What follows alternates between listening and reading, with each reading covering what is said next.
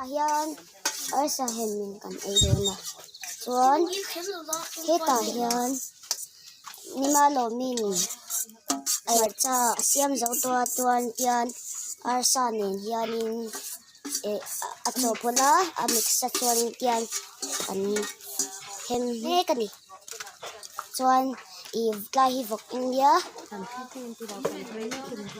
so ta so isaka oma cho hết ta hiền offer bi kan ai pui do na ni cho hết ta hiền cái mà oma chuan kia kan hem me ka nakina kan hem zo kan ai do na chuan ni za na kan vokin note som pakwa na yama se pali an thia chuan som panga ladamani chuan kan riat sila chuan voi zana poyang kan riak don ani chuan kan nei don huna kan lo lan ti le tu da chuan ai asabop kan ai don con này về thấy lâu cái này chú cho có la nè nha có ai ngồi đến đây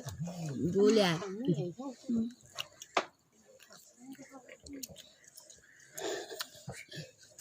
chú chú ai cái này tu nha chú chú ăn thằng cam mồm cái thêm anh nha anh sao tụi cái chú lại cái cái này cái nào bao khi vi li cái tiếng Hàn là mấy đâu min cái tiếng Hàn này lâu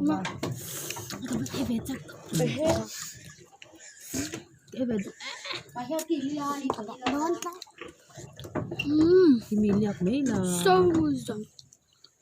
Lina thì tiếng sao đó học bên rằng nó sẽ đâu tôi nói chuyện ô hi hi cho ấy về rồi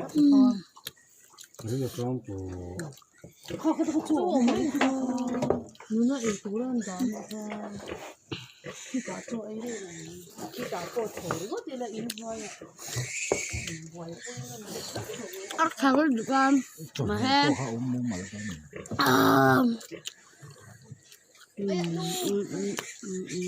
mà chọc trên cho nó không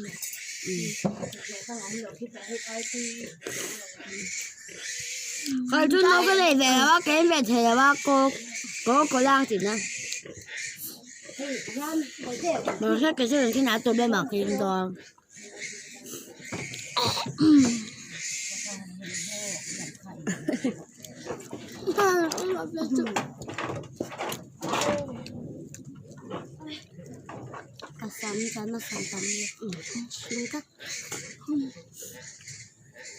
Sama đi các cái khát về tại hắn cảnh lên này á không nghe à trong mà cái đi chung cái để sao đâu tụi cái đây hết tụi này sang ngay chung mồm này tiền cái trời hai tầng gì chú ấy kêu thấy tục cả nó rất là mấy con muốn số bảy là thay là thay chú chung mồm chúng nhau à thấy tụi là bây giờ thật cái này Korean ăn về cái này sao nghe được cái bàn cái vấn này này được đặt cái mình có em vlog nó cái này là bao ui có lần thừa tôi tóc này chưa không mà chưa tâm mà nó có về vô cùng là khi là cái bắt đầu khi rồi đến trắng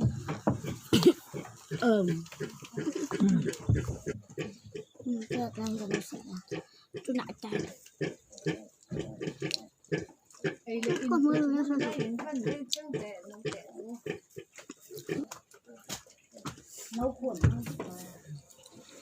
mà nha là ngọt xem Vâng, ai trên thấy việc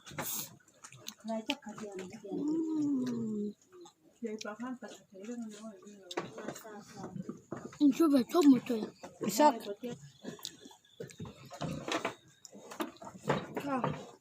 thì khóc ha có được coi chum thế là gì sao phải chú treo nhỉ tiếp tục mầm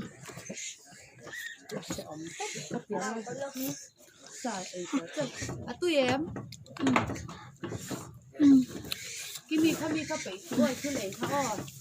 cái thứ hai là rẻ còn cho nó không chưa đẹp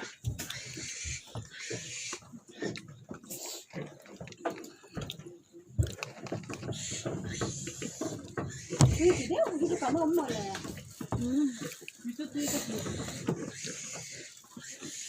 mà tôi chưa thấy đúng các con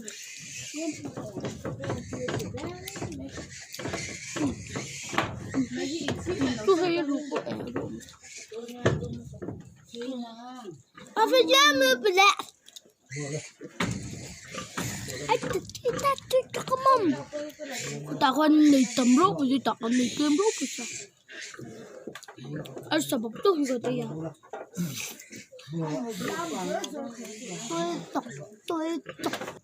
tôi tọc không phải à sẽ dùng gì là tấm bạc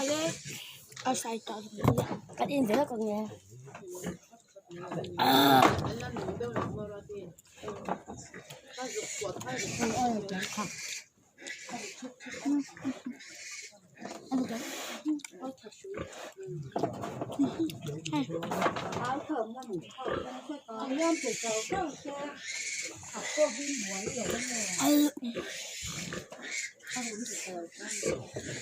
bye